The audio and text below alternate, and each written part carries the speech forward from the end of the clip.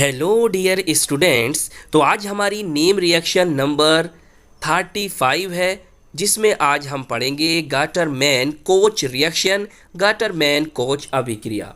बहुत ध्यान से समझेंगे। देखिए, जब बेंजीन या इसके व्युत्पन्न निर्जल एल्यूमिनियम क्लोराइड या क्यूप्रस क्लोराइड की उपस्थिति में कार्बन मोनोऑक्साइड और हाइड्रोजन क्लोराइड के साथ क्रिया करते हैं तो बेंजल्डिहाइड या प्रतिस्थापित बेंजल्डिहाइड प्राप्त होते हैं और इस अभिक्रिया को गाटरमैन कोच अभिक्रिया कहते हैं। तो हमने क्या जाना? हमने ये जाना कि जब बेंजीन या उसके व्युत्पन्न निर्जल एल्यूमिनियम क्लोराइड या क्यूप्रस क्लोराइड की उपस्थिति में कार्बन मोनोऑक्साइड और हाइड्रोजन क्लोराइड के साथ क्रिया करते हैं तो बेंजल्डिहाइड या प्रतिस्थापित बेंजल्डिहाइड प्राप्त होता है और इस अभिक्रिया को गाटरमैन कोच अभिक्रिया कहते हैं। तो ये था गाटरमैन कोच अभिक्रिया के बारे में। आइए अब इसे रिएक्शन के द्वारा अच्छी तरह से समझते हैं। देखिए, NCERT में इस रिएक्शन को कैसे लिखा गया है पहले वो समझो। देखिए, आप बेंजीन बनाओ, बेंजीन बनाई, इस तरह से बेंजीन बना दी। इसकी रिएक्शन आपको क्या करानी है? अभी बताया था, CO कार्बन मोनोऑक्साइड और कौन है? HCl। प्रेजेंस किसके रखोगे? प्रेजेंस रखनी है आपको एनहाइड्रस, शॉर्ट में लिख दूं AlCl3, या आप रख सकते हो CuCl। इसका नेम बताया था मैंने, क्यूप्रस क्लोराइड, या आप ये भी लिख सकते हो या आपको ये भी लिखा हुआ मिल सकता है इसके स्थान पर। बात एक ही है, इसे भी क्यूप्रस क्लोराइड कहेंगे। तो इनकी आपस में रिएक्शन से हमें क्या बनेगा? हमें बन जाएगा बेंजल्डिहाइड। तो ये क्या कौन होता है? बेंजल्डिहाइड होता है, जिसे हम बेंजीन कार्ब एल्डिहाइड भी कहते हैं। और हम बेंजल्डिहाइड को ऑयल ऑफ बीटर आमंड्स के नाम से भी जानते हैं। क्लियर? तो ये रिएक्शन आपकी NCERT में इस तरह से लिखी हुई है। बताइए, समझ में आ गई? देखिए, आपको बेंजीन लेनी है, कार्बन मोनोऑक्साइड और HCl से आपको रिएक्शन करानी है। एनहाइड्रस AlCl3 की प्रेजेंस रखो या CuCl की प्रेजेंस रखो, जिससे क्या होगा? आपको फॉर्मेल्डिहाइड ऑब्टेन हो जाएगा। अब इसे फॉर्माइलेशन क्यों कहते हैं भाई? इस रिएक्शन को फॉर्माइलेशन रिएक्शन क्यों कहते हैं? देखिए, बेंजीन रिंग से कौन जुड़ा हुआ है? CHO ग्रुप जुड़ा है और इस ग्रुप को हम कहते हैं फॉर्माइल। क्या कहते हैं? फॉर्माइल। तो इसीलिए यहां पर आप क्या देख रहे हो? फॉर्माइलेशन हो रहा है। देखिए, अगर बेंजीन रिंग से क्लोरीन जुड़ती है तो हम उसे कहते हैं क्लोरीनेशन, या कोई हैलोजन जुड़ता है तो हम उसे क्या कहते हैं? हैलोजीनेशन। इसी तरह से अगर कोई एल्काइल ग्रुप जुड़ता है तो हम उसे कह देते हैं एल्काइलेशन। कोई एसाइल ग्रुप CH3COCl वाला जुड़ता है तो हम उसे कहते हैं एसाइलेशन। तो यहां पर कौन जुड़ा है? CHO। कौन है ये? फॉर्माइल ग्रुप है, इसीलिए हम इसको कहेंगे यहां पर क्या हुआ? फॉर्माइलेशन। बताइए, कितनी बात समझ में आ गई? चलिए, एक बात और समझिए आप, इस रिएक्शन के पीछे क्या है। देखिए, ये जो आप देख रहे हो कार्बन मोनोऑक्साइड और HCl, क्लियर? ये दोनों आपस में रिएक्ट करके पता क्या बनाते हैं?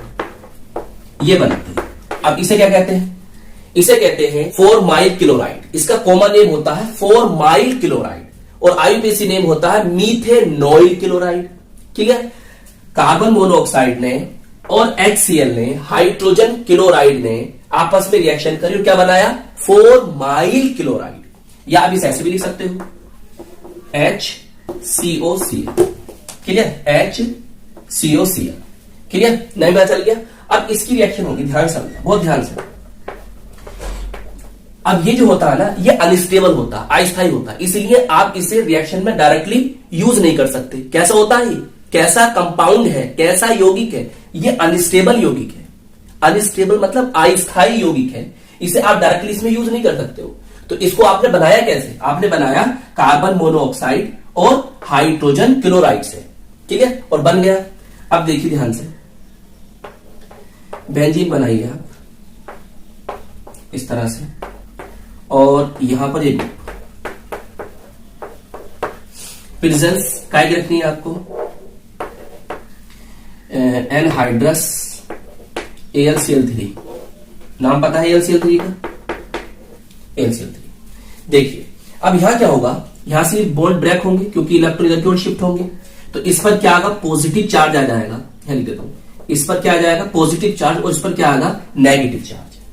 अब ये जो पॉजिटिव चार्ज बना है ये बेंजीन पे जाकर अटैक करेगा, मतलब यहां पर आपको इलेक्ट्रोफिलिक सब्स्टिट्यूशन रिएक्शन देखने के लिए मिलेगी। कौन सी रिएक्शन, इलेक्ट्रोफिलिक सब्स्टिट्यूशन रिएक्शन देखने के लिए मिलेगी।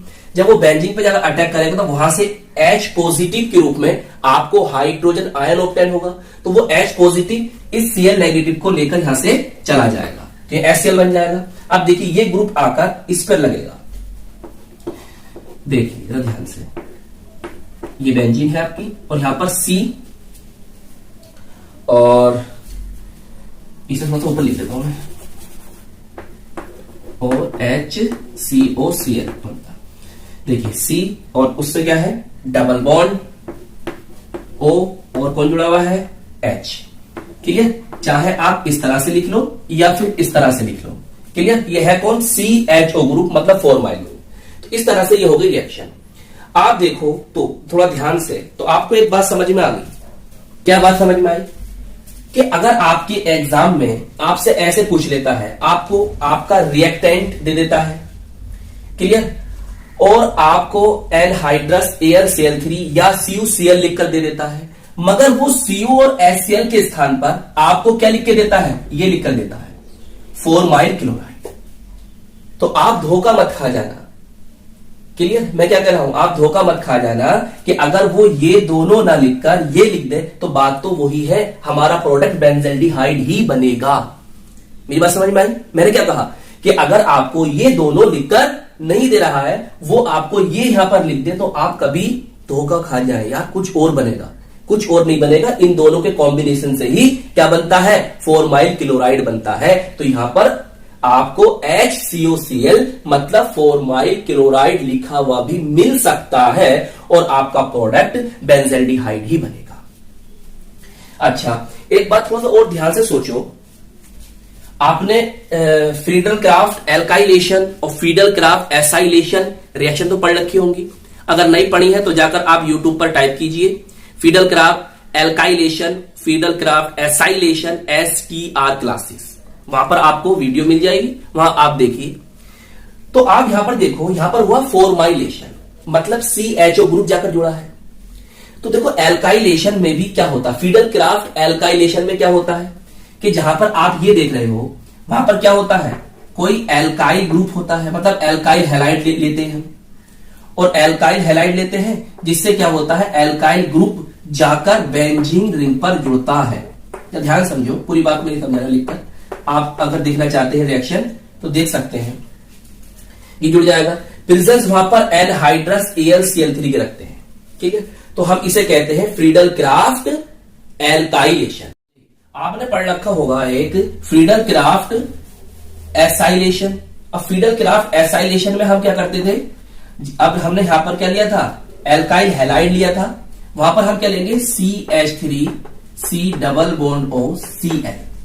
क्लियर, देखो ये जो कौन है, ऑयल क्लोराइड ग्रुप है ना, उसका ये फर्स्ट मेंबर है, और सेकंड मेंबर ये है, बात तो एक ही है।